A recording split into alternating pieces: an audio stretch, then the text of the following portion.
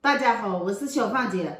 今天我给大家分享一道紫薯丸羊耳汤，美容又养颜。紫薯丸吃起来软糯香甜，做法还非常简单。首先，咱们把洗好的羊耳掰碎，把这黄的去掉，把洗好的红枣切碎，把切好的红枣放在这个羊耳上面，这时点百合和莲子。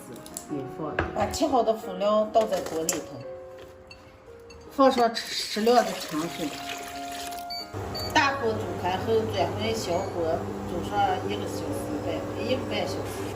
煮汤的同时，咱们把洗好的紫薯切成薄片，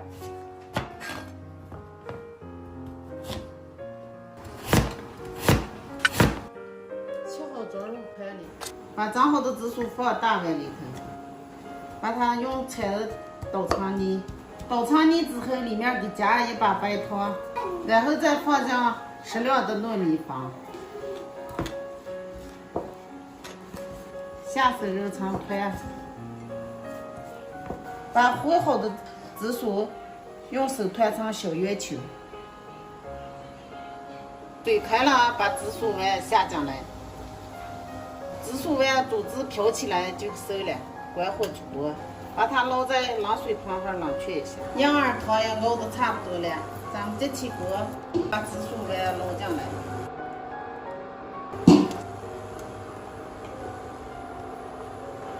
再次滚起来就能出锅了。吃不完后冷藏起来慢慢吃，放凉后清凉又解暑。